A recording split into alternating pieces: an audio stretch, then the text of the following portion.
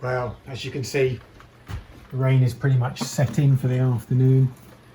Really wet Sunday, so time for a bit of programming. So, as I've shown you, it's a rainy afternoon. Look, the World Snooker Championships is on as well, so you know what's not to like. And in this video, I thought I would show you a few things related to what I was talking about yesterday, where I described to you the arrangement I have of the infrared sensors. And I did, in the end of that video, I talked about an interface box and how to connect that connector and how then to connect that to my control box over here. So what I want to do is actually demonstrate in this video how I've made these circuit boards for this box, and also I will demonstrate some software that runs and actually demonstrate that I can move these things in front of a reflective strip. I've rigged up this little device, and I'll show you how this will work, giving me the signals I need into the Raspberry Pi to detect the presence of one of those strips. So that's what I intend to do in this video. Here's a printout of that circuit that I showed on the video, the last video. So if you want to have a look at that, you just go back and have a look at that video and you'll see the circuit diagram. I've had little PCBs made to go into the control box. This is one of the spare ones. For those of you who don't know, you can very cheaply these days design your circuit diagrams on a very nice website, just dragging and dropping components around, connecting them up, and then actually designing your circuit board. It's extremely easy to do. There are lots of videos doing that. I'll put some notes in the video explaining the websites that I use for this, and you can have these boards made incredibly cheaply. I had 5 boards made for about $2, and the whole thing delivered was about $12 US, and it comes in just a matter of 2 or 3 days. They're absolutely amazing.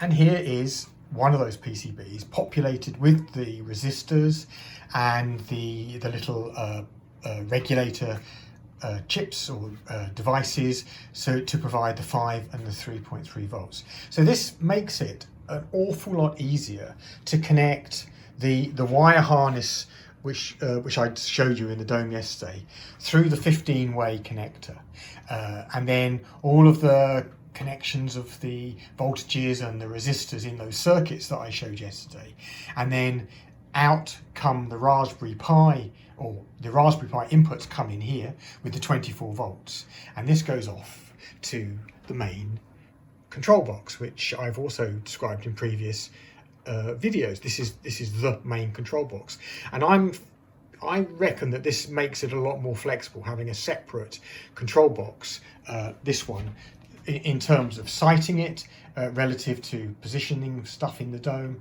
and also, you know, collecting all the components together in a very neat and easy way to make everything work nicely. And of course it has a nice lid, and away you go.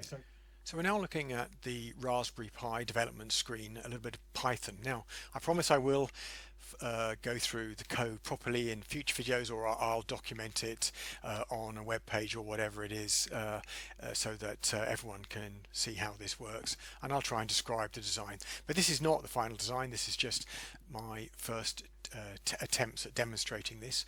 But basically I am arranging for the 4 inputs to provide interrupts to the system when they get an event occurring. When the tape goes in front of the detector, we'll get a rising edge, and when the tape leaves we'll get a falling edge. So I'm interested in when we enter the tape and when we leave the tape for each of the 4 detectors. And this program does this for me, and it actually prints out, as it goes, it prints out the events.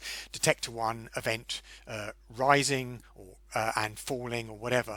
And so what I'll do is I'll slide the detectors past the strip, and I'll superimpose this screen and you can see the thing working. So let me...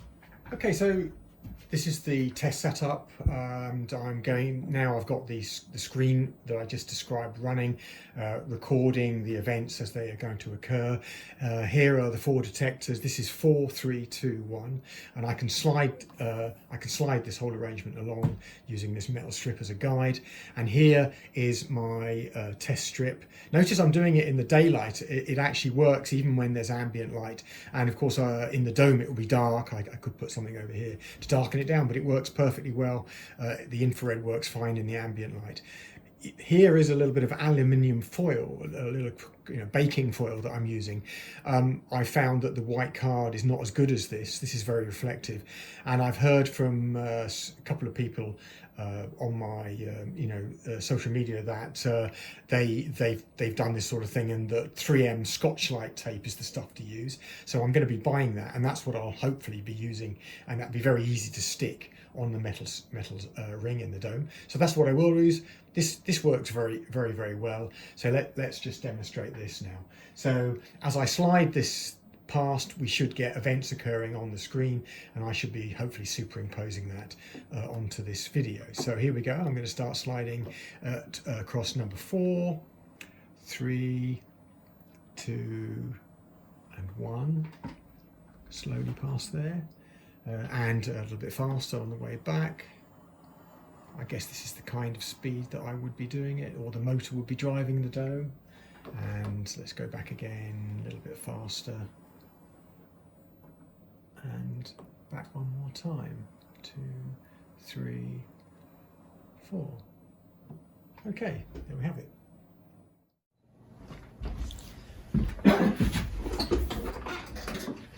So that's the end of this video. I think I made the best use of a rainy afternoon because the sun's coming out now, so I can get outside.